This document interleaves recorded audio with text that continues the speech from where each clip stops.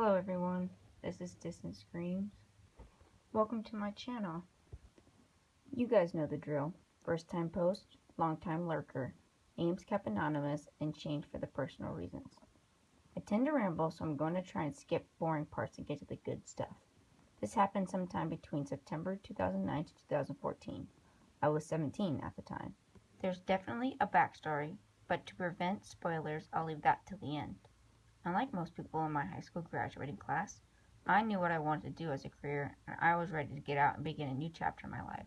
When I started college in September, I was still dating my high school boyfriend at the time, but that quickly fizzled out as soon as we started going to our separate schools. It wasn't long until I met Derek. I had actually met Derek a few months before the start of school when the college arranged a meet and greet of new students. We only talked briefly, and all I knew was that he was from the same city I was, but went to a school on the opposite side.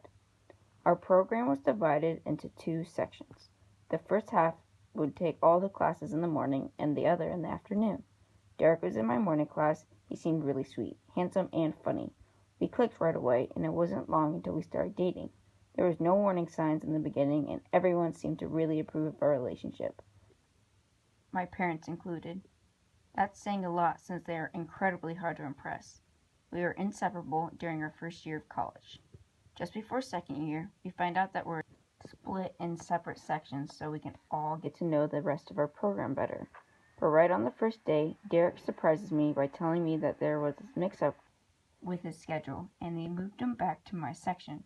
Guess now, that might have been my first red flag that something was up, but I was just so happy I got to see him every day again. Fast forward to the end of the school year, we graduate and start working in our fields.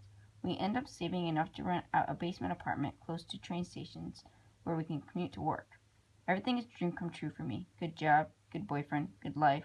Not long after that, Derek proposes to me on December 2011.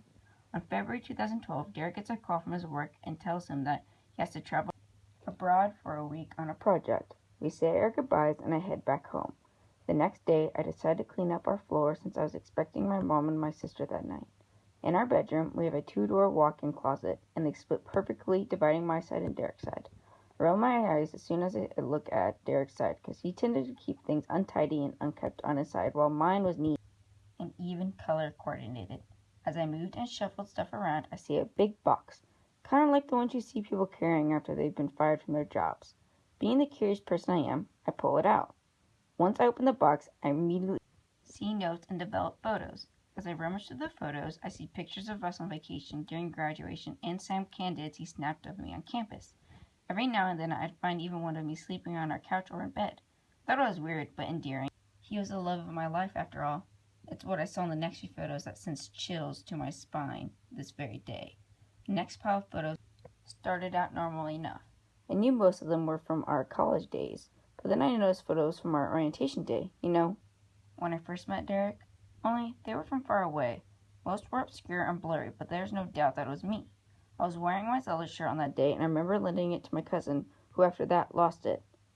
And I know I never worn my Zelda shirt again since. Keep going through my pictures, and I see photos from me in high school. The photos were taken of me, around school, around my old job, at friends' parties, and even with my ex-boyfriend. The last photo was of me staring out my bedroom window in my old house. I could tell, even from the picture, that I was at least 15 at the time. It was then that it hit me. Remember my backstory? Well, back in high school, right around the time I was 15, I kept getting that stinking feeling that had eyes on me 24/7. I would feel something or someone look at me, and it was even going to the point where I was getting phone calls in the middle of the night. I'd get random IMs from anonymous or watching you saying how I look so pretty and how you couldn't wait for me to be his. I never told my parents because I'm stupid, and the only person who knew about my stalker was my best friend and my high school ex, who actually saw the figure staring at us when he had driven me home one night. He tried chasing after him, but came with no avail. I would get Twitter and Facebook requests from my stalker, all with the same creepy messages. All of them only stopped, yep, you guessed it, as soon as I met Derek. Creepy enough, stalker's last message to me was the night before orientation that said, "See you soon, XX." As soon as I put myself back in the present, I told my mom and sister everything that happened, and they helped me pack my stuff up and move into my sister's house. Thankfully, he didn't know the address, and my parents had moved out of my childhood home as soon as we had all grown up. I blocked, deleted, and removed every trace of him on my social media and changed my number. My friends refused to give him any information about me, and our college buddies had threatened to hurt him if he had ever come close to me again. He started coming to my work and demanding to see me, but I had already told my boss, who had let security know, to never allow him near me. For a full year and a half after that, I was picked up by my friends, my parents, or my sister anywhere I went in case he came for me. I recently found out he had been fired from his job, moved across the country, and is in jail for soliciting sex from a minor. So Derek, please let's never meet again. Number 2. In the city that I live in Central Ohio, there is a small park.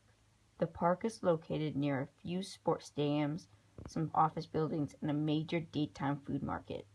Late at night, this area can become rather deserted. The park consists of a large, open green area with a couple tree-lined paths running adjacent to it. There's a big arch at the entrance. One time I was walking through the park at about 2:30 in the morning. I was coming up from my shift at the pizza place mentioned in my other story. The green in the park was illuminated by the moon, and in the middle of it I could see a black object. It looks like a person. As I approached the person, I could tell that they were lying face down. I thought they might have been drunk or dead, so I nudged him with my shoe. He didn't move, so I nudged him a few more times and asked him if he was all right.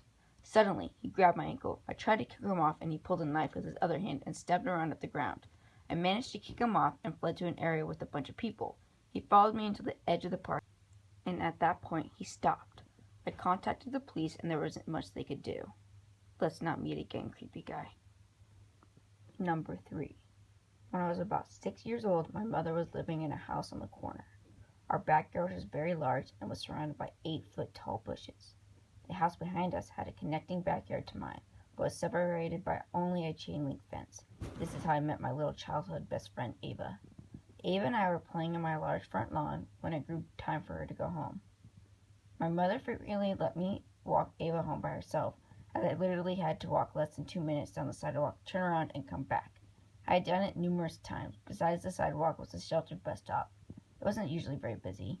Ava and I had left my lawn in order to get into the sidewalk and begin our journey. I remember looking at the 2 people at the bus stop, and one being a woman and one being a very, very tall man. Both looked like they were in a bad shape, and I suddenly wanted my mom to walk me. However, I didn't turn back because my mom would have told me to suck it up. People's appearances don't define who they are, so Ava and I proceeded on. Just as we passed the bus stop, the man suddenly swung out from the shelter and shouted, "Hey!" Ava cheerfully replied a "hi" back, but I didn't turn my head. "Want some candy?" My 6-year-old self was literally screaming internally at my legs to run. This man is using the most used line in the book, the one both my parents had warned me about. Ava didn't seem to be worried, but I'd spoke up before she had a chance. "No," I said, and kept walking. Suddenly, Ava shrieked, and I turned to see him running right at us. I said, "Don't you want some candy?"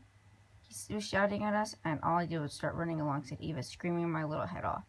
I saw the tall bushes in my backyard and to my right and grabbed Ava's hand and just dove into them. The bushes were just bushes, and we easily made our way into the backyard. I say easily, but both Ava and I had deep gashes on our faces from the sticks, but it was worth it. By then, my mom had heard us screaming and had come outside to see the commotion. We rounded the house and tried to explain through our sobs, but she got the picture. My mother grabbed a shovel and proceeded to run full force where the bus stop was. Both the man and the woman are gone. We never had any incident after that, but creepy man with the candy from the bus stop, let's not meet again.